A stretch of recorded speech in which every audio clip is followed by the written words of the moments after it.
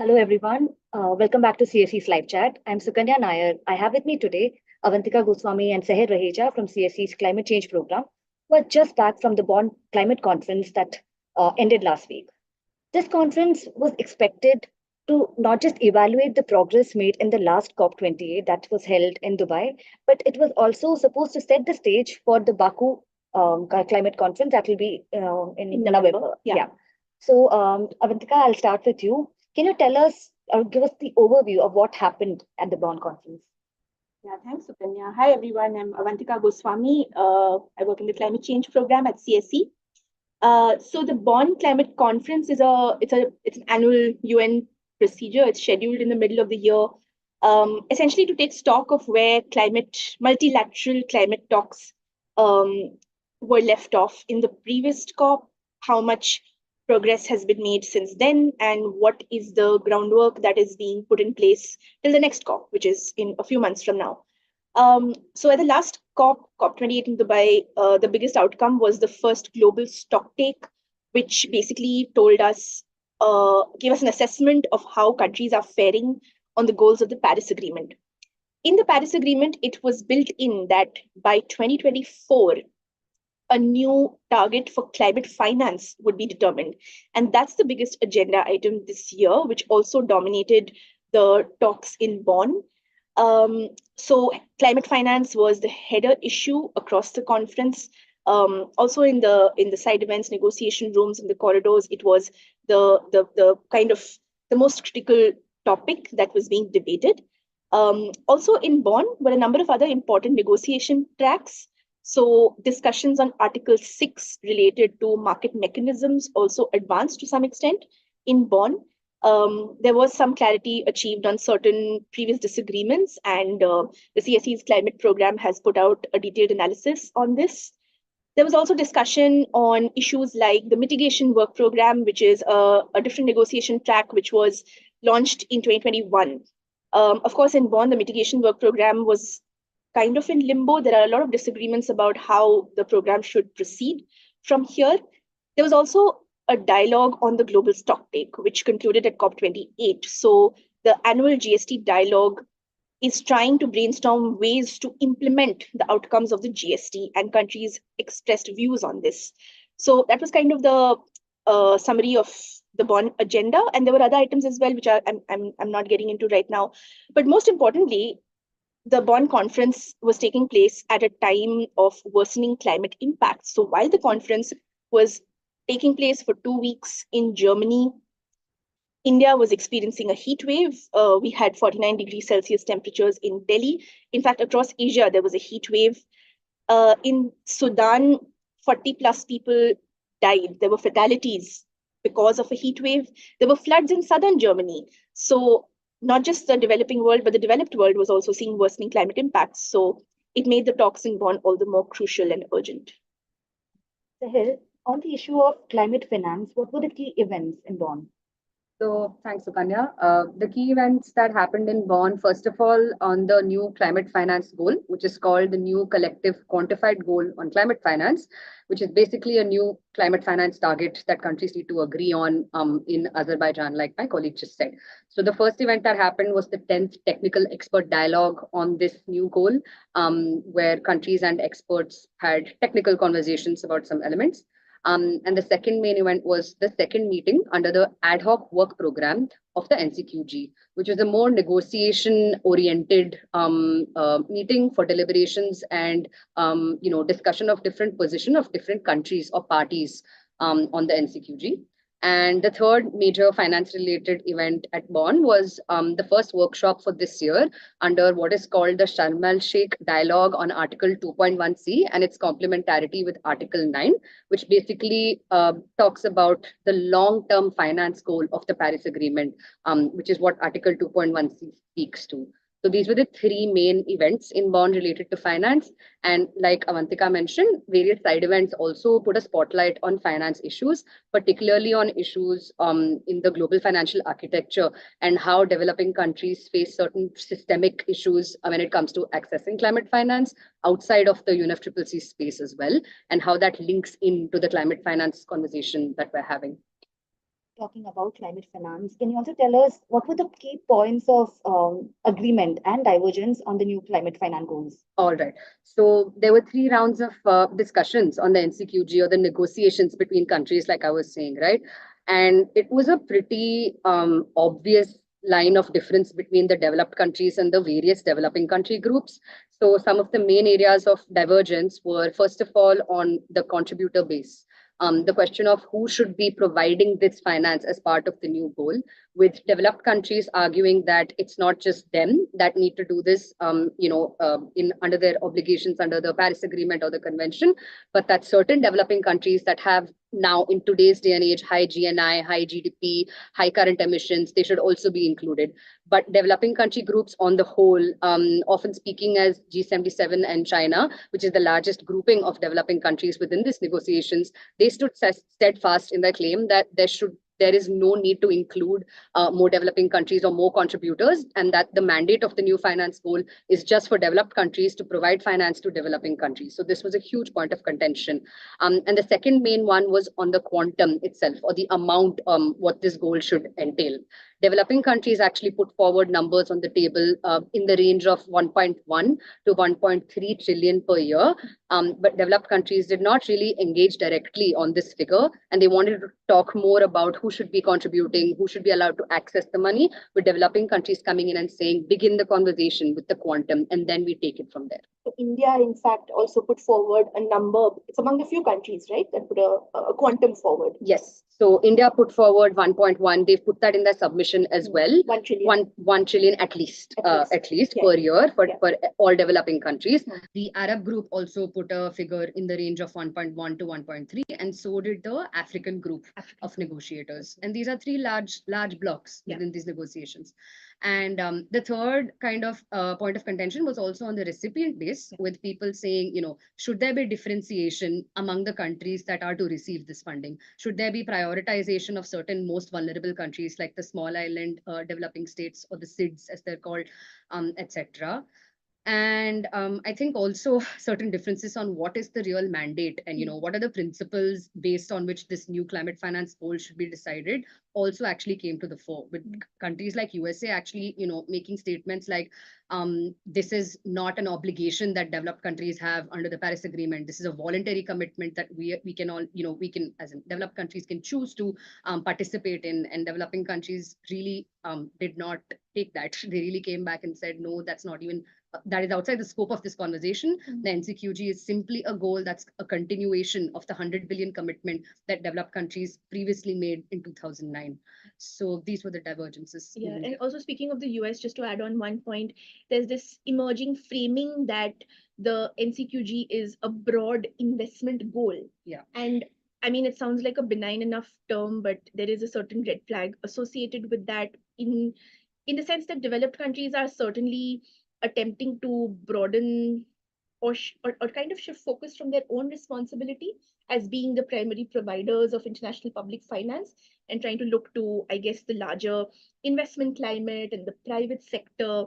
So is there something you can add on that, maybe? Sure. Yeah. Thank you. So this is, I think, the difference that came up when they were trying to discuss what the structure or the modality of this goal should look like.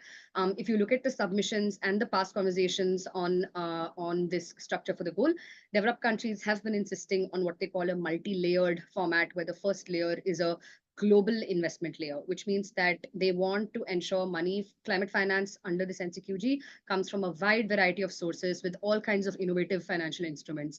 And while that does not exclude public finance, international public finance to go to developing countries, it doesn't exactly focus on that alone, and opens up the scope to become a lot broader, and possibly then open up the scope for interpreting this in many ways. And therefore, the risk of their responsibility, obligation being diluted, and relatedly their accountability being lesser increases. So developing countries have really been against that. They want more of a, again, fixed quantum with a specific target with thematic sub goals under it. That's the approach that they've been bringing. And few points of agreement, if I just make quickly, within the goal, all countries are agreeing that the ETF, or the enhanced transparency framework, can be used for tracking accountability for this goal once it comes into play, with certain caveats, of course. And there's also largely agreement that most vulnerable countries should have ensured access. All developing countries should also have access. Developing countries across the board are saying that this goal should be for all developing countries, but with a certain amount of importance or prioritization for the more vulnerable countries. That's also a conversation that has had some convergence among both developed and developing country groups. So yeah, I'll stop there. Thanks, Sahil. Avantika, my final question is to you. What are we expecting now on the road to COP29? Yeah, so I think both Sehr and I, being there in person on the ground, we really were able to get a pulse on what is the general mood, what are the emerging areas of disagreement, possible areas of alignment. So jump in if you'd like, wherever. Um, Essentially, this year the big target is to achieve an ambitious outcome on the NCQG. For the perspective of the developing world, India is a developing country hugely battered by climate impacts. CSE Down to Earth's own data is showing that India is hit by almost a disaster a day, as per our own database. This is a survival issue. Having the finance, the funds, the money to implement the climate action plans that we have is crucial. So finance is an enabler of climate action. There was definitely discussion, and there will be discussion on enhanced NDCs or climate pledges, which are due next year. But in our view, NDC ambition is important. Of course, achieving the 1.5C goal to the best of our abilities is absolutely crucial. I mean, for the wider planet. But finance is a crucial enabler of that. So this year, as the G77 said in their concluding statement at the closing plenary, we cannot move forward without an ambitious outcome on the NCQG. So that's the fight that we're going into now between Bonn and COP29.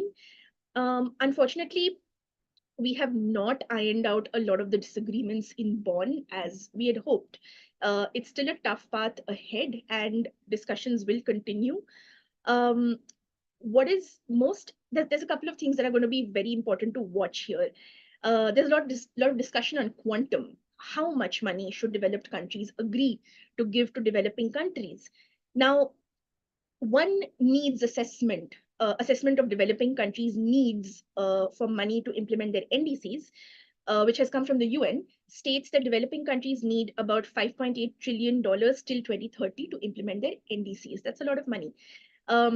As per the last estimate by OECD, developed countries have been providing only about $115.9 billion per year as of 2022 to developing countries to enable climate action, climate ambition. So 115 billion versus needs in the trillions, there's a huge gap over there.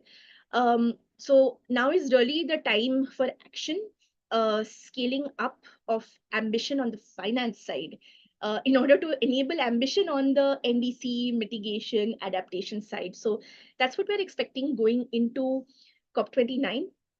But I think we're very cognizant of the fact that we're in a politically very difficult year.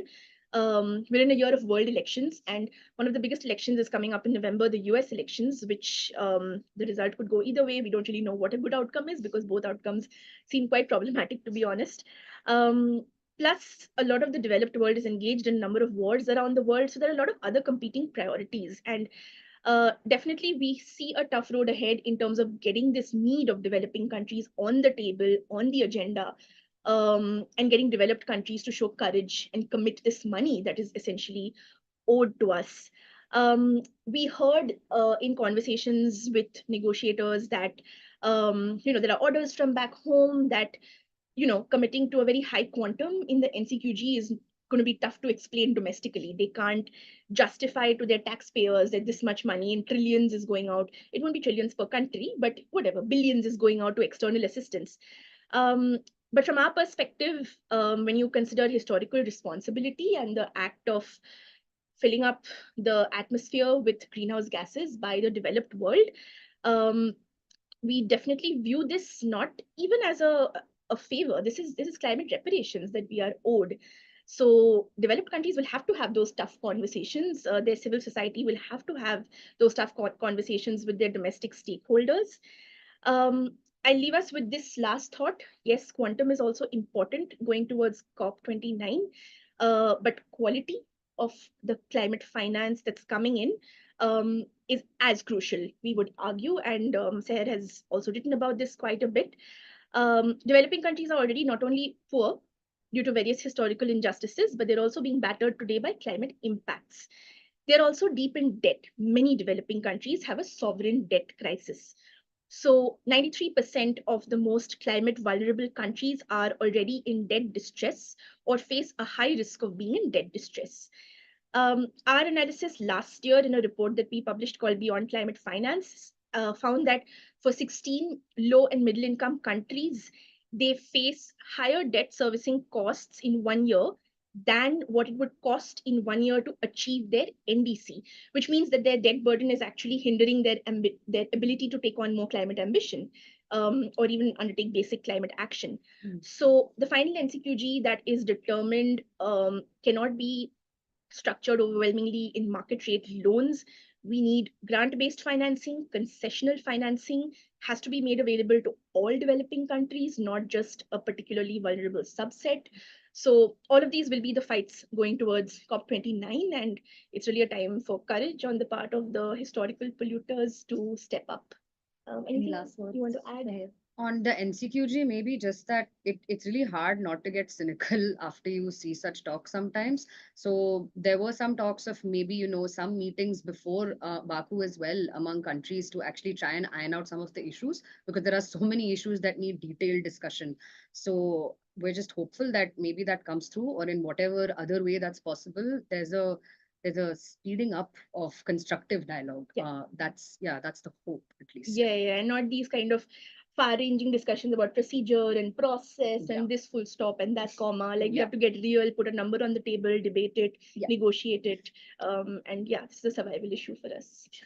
Thank you so much, guys. It was extremely important, this discussion, and I'm sure a lot of people would wanted to know what really happened at Bonn. So thanks once again. Thank you for watching. We'll be back soon with another live chat. Bye bye. Thank you.